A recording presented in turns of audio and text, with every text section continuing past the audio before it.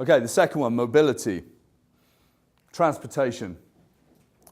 This is the foundation of a Tesla 3. Did anyone buy a Tesla 3? Normally I go to audiences and there's at least one person, your students, so I imagine that you may not even own a car in the future. That's a whole different presentation though. But this is a Tesla 3.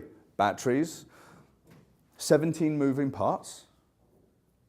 An average combustion engine's got 200 moving parts, and it will cost you money every single year to keep it on the road, and it will cost you gas. This will cost you pennies a day to drive, and it will hardly ever break down. You have to replace tires. It doesn't even have brakes in the traditional way, okay? But what's interesting is Tesla makes 50,000 cars a year. Now, within 2 years, that'll be 500,000, because of the Tesla 3 and the other models, that's what they're gonna try and do. But now they're the fourth largest automaker by value in the world. They're bigger than Ford by market cap. And why is this? Because people know that electric vehicles are the future and Tesla's ahead of most other people.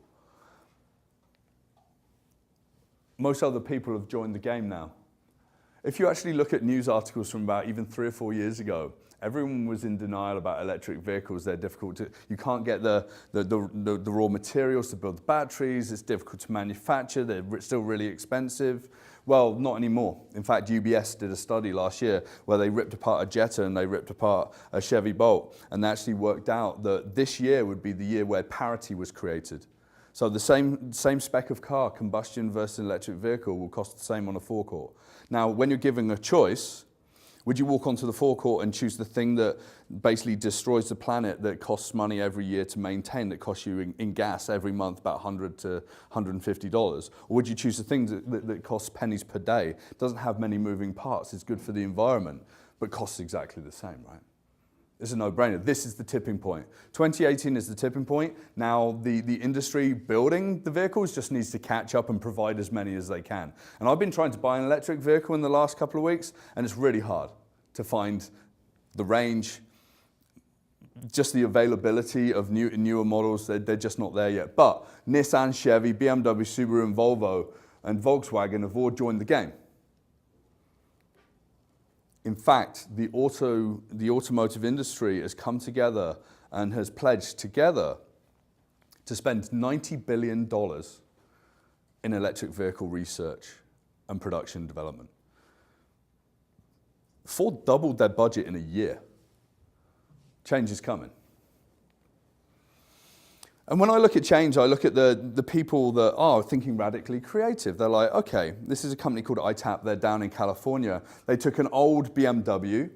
They retrofitted it with batteries and drivetrains and an infrastructure and a foundation that they made from 90% renewable and recycled materials. They built it in 3 months, and then they drove it for 1,000, I think it was 1,024 kilometers over a 2-day period. Vehicles don't drive that far in electric vehicles, but this one's done it. We're on that cusp of change.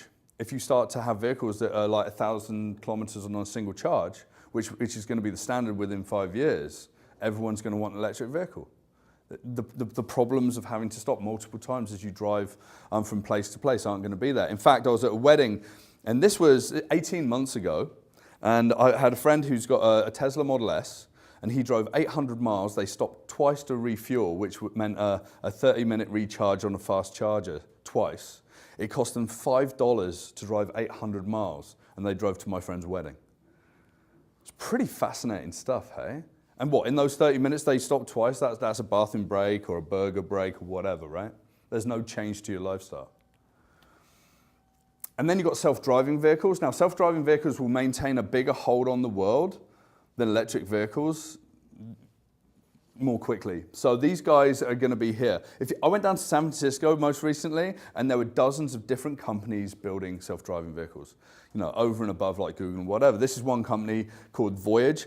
They're in a place called The Villages in Florida. It's a retirement community of about 150 to 200,000 people. They now provide self-driving taxi services.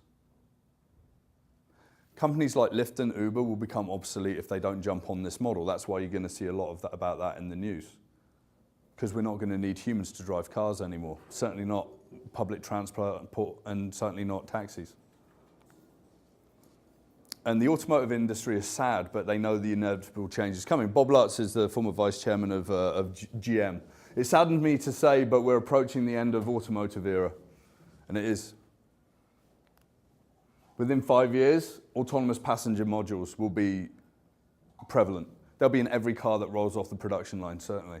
Electric vehicle dominance within 10 years, and by 20 years, human-driven vehicles will be legislated off of highways. Complete change, right? What does that world look like? And these are going to be the companies that make cars in the future. This is why the automotive industry is scared. These companies got a lot more money than a lot of people in the automotive industry as well, right? It's interesting. I left Tesla off of there on purpose. Tesla is very precipitous. It may not make it.